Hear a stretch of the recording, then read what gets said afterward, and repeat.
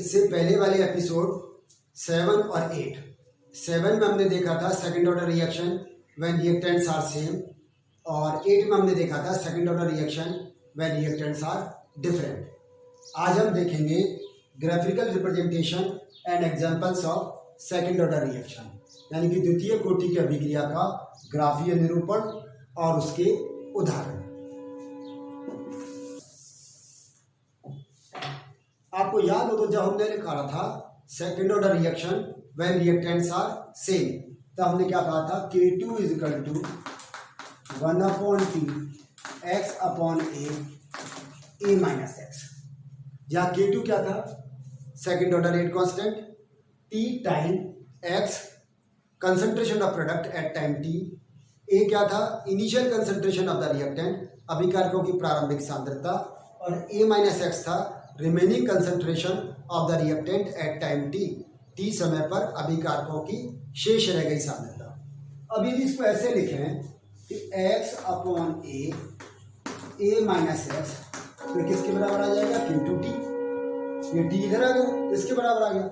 या इसको और क्या लिख सकते हैं कि x/a minus X is proportional to T, क्योंकि Q2 कांस्टेंट है।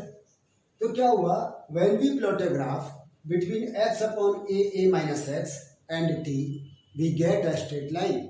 जब हम a माइनस एक्स और T के बीच ग्राफ खींचते हैं तो हमें क्या मिलेगी, एक सीधी रेखा मिलेगी, एक सरल रेखा मिलेगी, because x/a minus X is proportional to T।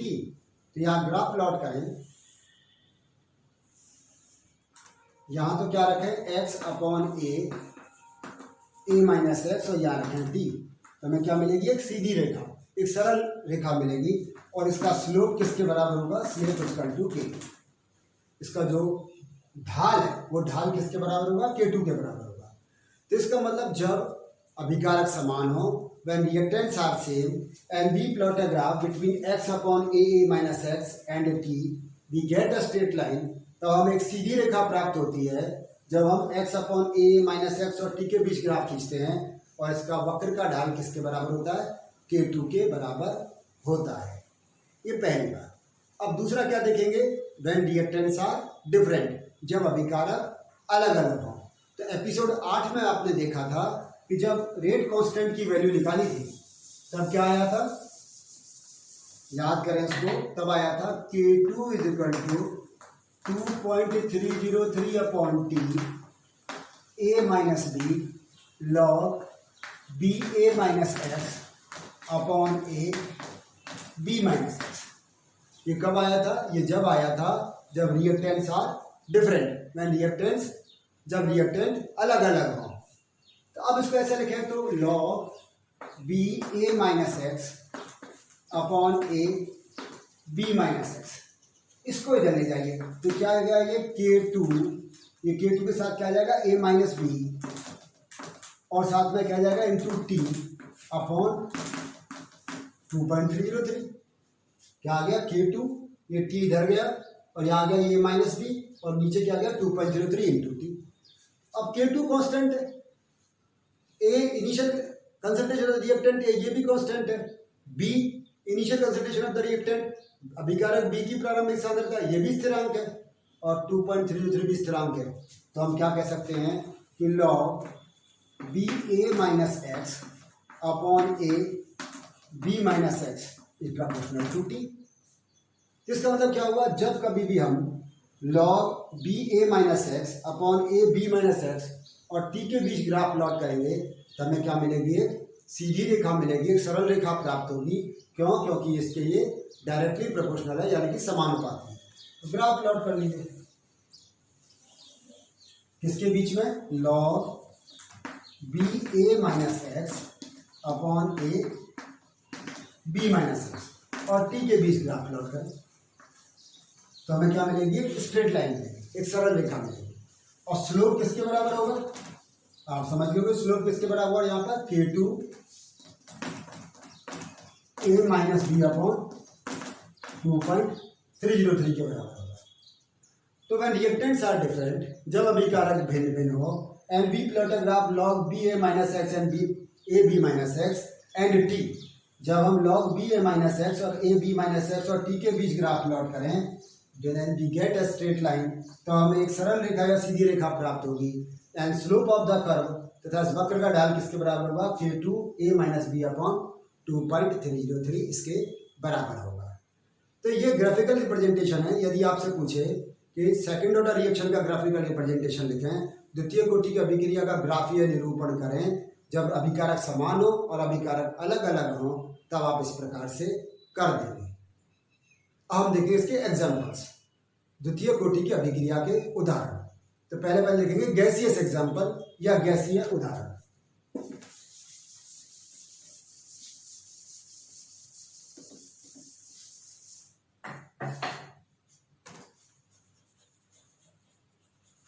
Gaseous example, जैसे पहले भी कहा था, मान लीजिए ओजोन है, ओजोन के 2 मोल ऑक्सीजन के 3 मोल में कन्वर्ट हो रहे हैं। ये कैसा एग्जाम्पल है? सेकेंड ऑर्डर रिएक्शन का, when reactants are same. Gaseous example है, ओजोन भी गैस है और ऑक्सीजन भी गैस है, सेकेंड ऑर्डर का एग्जाम्पल है। और देखें 2N2O converted into 2N2 plus O, nitrous oxide gas, nitrogen gas, oxygen gas. तो ये किसका एग्जाम्पल है? यह भी सेकंड ऑर्डर रिएक्शन का एग्जाम्पल है, द्वितीय कोटि की अभिक्रिया का उदाहरण है, व्हेन रिएक्टेंट्स आर सेम। और कैसा एग्जाम्पल है ये? गैसियस एग्जाम्पल, गैसीय उदाहरण है। सॉल्यूशन एग्जाम्पल देखते हैं, विलियन उदाहरण।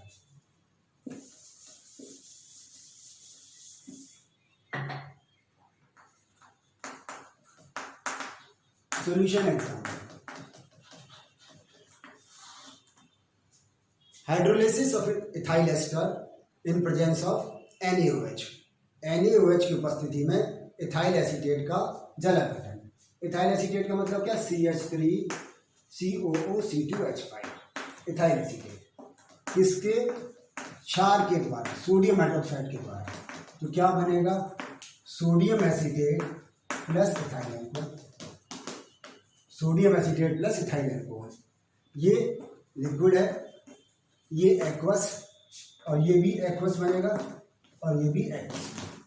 तो ये कैसा एग्जाम्पल हुआ? ये सॉल्यूशन एग्जाम्पल, विलियन उदाहरण है, जहाँ इथाइल एसीटेट का हाइड्रोलाइसिस सोडियम हाइड्रोक्साइड से कराते हैं, तो सोडियम एसीटेट और इथाइल अल्कोहल बनता है। ये आप प्रैक्टिकल क्लासेज में भी करते हो। लेकिन यहाँ एक बात ध्यान में रखने की है, वैसे तो ये अलग अलग रिएक्टेंट है, तो फिर फॉर्मूला कौन सा लगना चाहिए? K2 = 2.303 upon T A minus B log B A minus X upon A B minus X. लेकिन ध्यान से सुनो, लेकिन यदि इन दोनों को इक्विमोलर रेशो में लिया जाता है, इन दोनों को सम अणुक मात्रा में लिया जाता है, जैसे मानो इसकी भी m/50 कंसंट्रेशन है, इसकी भी m/50 कंसंट्रेशन है, इसका भी m/100 है, इसका भी m/100 है, तब फॉर्मूला वही लगेगा व्हेन रिएक्टेंट्स आर सेम, यानी K2 = 1/T x upon A minus X. तो यहाँ हमने क्या समझा? यदि दो रिएक्टेंट अलग अलग हैं, जैसे कि यहाँ दिखाई दे रहा है, और दोनों को यदि समान मात्रा में, सम अणुक मात्रा में लिया जाए, सेम मॉलिक्यूलर रेशो में लिया जाए, इक्विमोलर रेशो में लिया जाए, इक्विमोलर रेशो में लिया जाए, तो फॉर्मूला वही लगता है व्हेन रिएक्टेंट्स आर सेम, जब अभिकारक समान होगा। यदि इनकी सांद्रताएं अलग अलग होती तो फिर फार्मूला वो लगता जिसमें कि सांद्रताएं अलग अलग हों। तो ये कैसा एग्जाम्पल है? ये एग्जाम्पल है सॉल्यूशन एग्जाम्पल। यहाँ हम एक चीज और देखना चाहेंगे जिसकी हमने पहले भी चर्चा की थी। मानो दो रिएक्टेंट हैं, दोनों रिएक्टेंट अलग अलग है, लेकिन एक को एक्सेस में ले लिया जाए, एक को आधिक्य में ले लिया जाए, तब फिर क्या फर्क पड़ता है, समझने की कोशिश करें।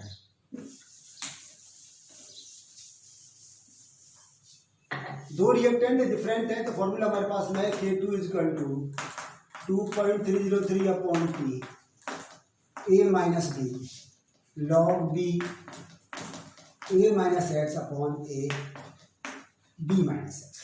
ये हमारे पास फॉर्मूला है, ये आपको याद है, हमने एपिसोड 8 में देखा था फॉर्मूला ये। अब हम कह रहे हैं कि एक हमारे यहाँ पर क्या है, दो रिएक्टेंट है, एक रिएक्टेंट A है, एक रिएक्टेंट B है, और अब कहते हैं इनमें से किसी एक रिएक्टेंट को हम एक्सेस में ले लेते हैं, एक ही किसी अभिकारक को आधिक्य में ले लेते हैं। मान सपोज हम क्या, concentration of B is very much greater than concentration of A, B की सांद्रता ए से बहुत अधिक है। तो क्या आ जाएगा यहाँ पर ए माइनस बी, ये लगभग किसके बराबर हो जाएगा, माइनस बी के, क्योंकि ए के कंपेरिजन में बी बहुत ज़्यादा है, तो ये क्या आ जाएगा माइनस बी के बराबर हो जाएगा। इसी तरह से ये बी माइनस एक्स है, बी माइनस एक्स ये लगभग किसके बराबर हो जाएगा, ये बी के बराबर हो जाएगा, क्योंकि हमने कहा ए को एक्सिस में लिया है, इसमें से यदि थोड़ा सा अमाउंट डिसोसिएट भी होगा तब भी ये लगभग बी के बराबर रहेगा। तो ये दो वैल्यू को यहाँ सब्स्टिट्यूट कर दें तो क्या आ जाएगा K2 is equal to 2.303 upon T, और यहाँ क्या आ जाएगा minus B, A minus B किसके बराबर है, बी के, और लॉग यहाँ क्या आ गया B A minus X upon A into B, क्योंकि बी माइनस एक्स बी के बराबर है। बी से भी ये कैंसिल हो गया, इस माइनस को प्लस में कन्वर्ट कर दीजिए तो ये चेंज हो जाएगा, तो क्या आ जाएगा K2 is equal to 2.303 upon T, इस b को इधर ले आए इंटू बी, और माइनस के कारण से इसको चेंज कर दिया, तो आ गया लॉग ए माइनस एक्स, ये ऊपर चला गया, ये माइनस एक्स नीचे आ गया, b कांस्टेंट कि हमने कहा बहुत एक्सेस में लेके चले तो लगभग ये K2 के बराबर आ गया, तो हमारे पास हुआ K2 is equal to 2.303 upon T log A upon A minus X. ये कौन सा फार्मूला हो गया, याद करो, ये हो गया फर्स्ट ऑर्डर वाला फार्मूला, जहां हमने लिखा था K is equal to 2.303 upon T log A upon A minus X. तो ये कैसा फार्मूला हो गया फर्स्ट ऑर्डर का, इसका मतलब हमने यहाँ क्या सीखा, हमने सीखा यदि दो डिफरेंट रिएक्टेंट लेके चलते हैं और उनमें से एक एक्सिस में लेके चलते हैं तो फार्मूला कौन सा आ जाता है, ये फर्स्ट ऑर्डर वाला। और ऐसी रिएक्शंस को क्या कहते हैं, यह भी हमने सीखा था, ऐसी रिएक्शंस को हम स्यूडो ऑर्डर रिएक्शन कहते हैं, छद्म कोटि की अभिक्रियाएं जब मॉलिक्यूलरिटी और ऑर्डर ऑफ रिएक्शन अलग अलग हो। यहाँ मॉलिक्यूलरिटी तो कितनी है, दो, लेकिन ऑर्डर ऑफ रिएक्शन कौन सा लगेगा, फर्स्ट ऑर्डर वाला रिएक्शन लगेगा।